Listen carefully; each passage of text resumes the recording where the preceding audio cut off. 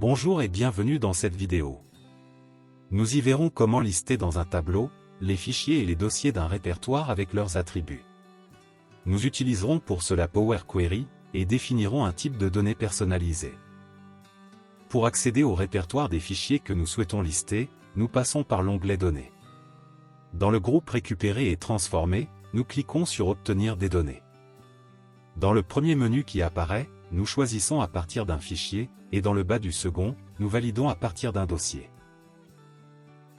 Dans la fenêtre de parcours suivante, nous choisissons le dossier dont nous voulons obtenir les éléments.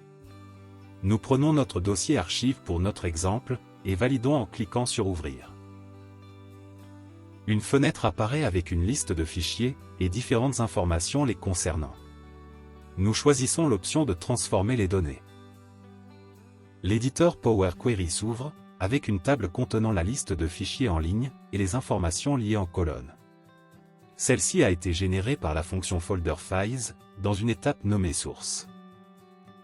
Nous pouvons également constater à l'aide de la colonne FolderPath, soit chemin du dossier, que ce sont tous les fichiers, y compris ceux des sous-répertoires qui apparaissent dans les enregistrements. Nous pouvons modifier cela, et afficher uniquement les fichiers de notre dossier et le nom des répertoires y figurant, en remplaçant FolderFile par FolderContents, dans l'étape Source. Notre liste est actualisée, et nous n'avons plus que le nom du répertoire 2023, sans le nom des fichiers s'y trouvant. En cliquant sur l'icône de développement située à droite dans le titre de la colonne Attributs, nous avons la possibilité d'obtenir des colonnes d'informations supplémentaires. Une fenêtre de sélection apparaît, dans laquelle nous pouvons choisir ce que nous souhaitons dans notre table. Nous gardons tous les éléments sélectionnés pour en voir le résultat. Nous avons par exemple, des informations sur l'extension des fichiers, le type de contenu ou la taille, s'il s'agit d'un répertoire, et bien d'autres plus ou moins utiles. À présent, nous passons par l'option Choisir les colonnes de l'onglet Accueil, pour sélectionner les colonnes que nous souhaitons garder. Nous garderons uniquement le nom, l'extension, la date de modification, les attributs types, taille et répertoire, ainsi que le chemin du dossier. Voyons ce que nous obtenons dans la feuille Excel, en cliquant sur le bouton Fermer et charger. Une feuille a été créée avec le nom de notre dossier, et nous avons un tableau qui contient la liste des fichiers de celui-ci, et les différentes informations choisies les concernant.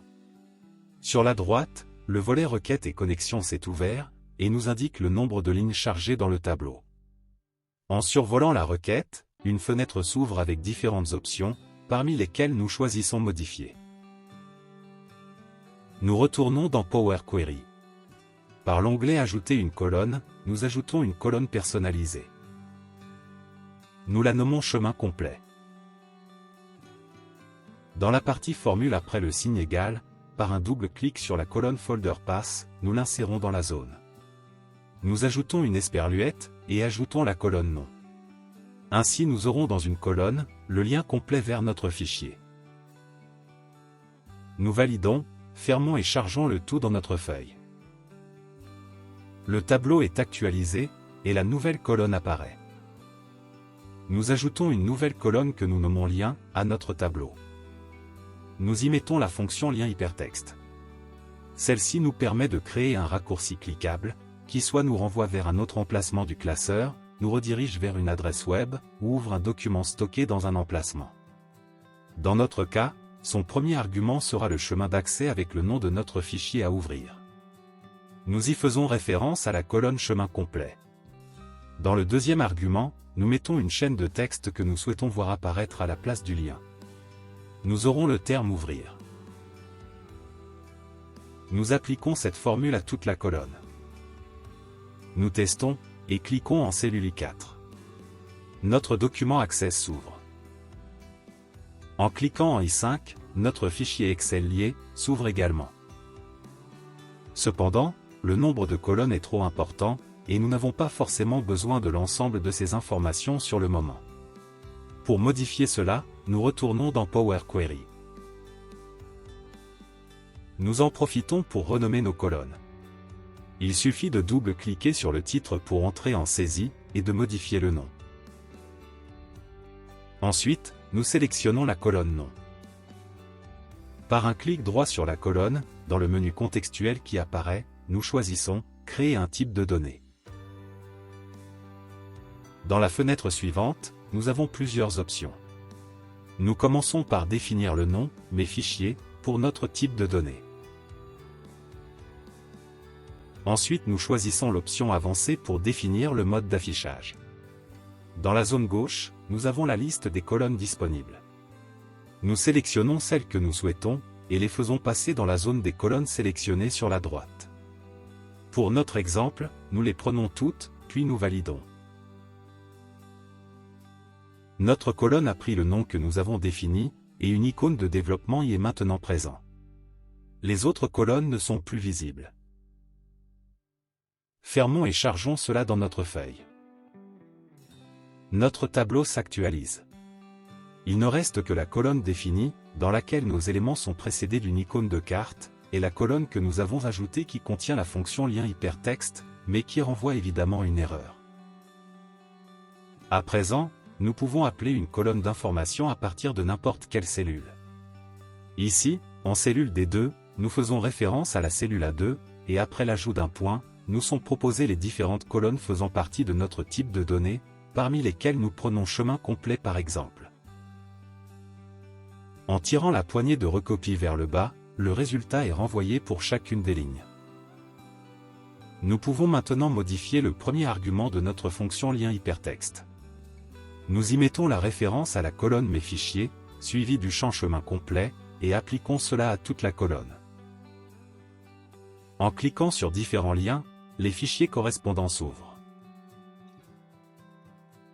Lorsque nous sommes positionnés sur notre tableau, nous avons également le bouton d'ajout de colonne situé à droite des titres, qui nous permet de choisir les informations que nous souhaitons ajouter dans celui-ci. Nous pouvons les ajouter dans l'ordre que nous souhaitons. Nous les supprimons. Nous pouvons également obtenir toutes les informations sur l'un de nos fichiers, en cliquant sur l'icône de carte à gauche de son nom. Une carte apparaît, et nous y voyons toutes les informations que nous avons intégrées dans notre type de données. À présent nous ajoutons un nouveau document texte dans notre répertoire de base. Nous le nommons TestDoc, et retournons dans notre fichier Excel. Dans l'onglet Données nous cliquons sur Actualiser les données. Très rapidement, notre fichier apparaît dans notre tableau. En cliquant sur sa carte, nous avons les détails le concernant. Nous terminerons avec une mise en forme qui sera définie en fonction du type d'élément répertoire ou fichier. Après avoir sélectionné nos deux colonnes, par l'onglet Accueil, nous accédons à la partie mise en forme conditionnelle, pour créer une règle. Celle-ci sera basée sur une formule. Nous aurons égal à 1, le A étant précédé du caractère $, afin de garder sa référence en absolu. Nous ajoutons un point et le nom de notre information répertoire, et nous terminons par égal vrai. Nous choisissons un format si la condition est vérifiée et validons. La ligne dont le nom d'élément est un répertoire, est identifiée et mise en forme, sans que la colonne contenant l'information n'y soit présente. Nous le vérifions en cherchant l'information dans la cellule D2. Finalement, créer un type de données personnalisé dans Power Query nous permet d'organiser et structurer nos données. Cela en facilite leur usage et l'analyse ultérieure dans le classeur. Ainsi s'achève cette vidéo. Merci pour votre attention. À bientôt.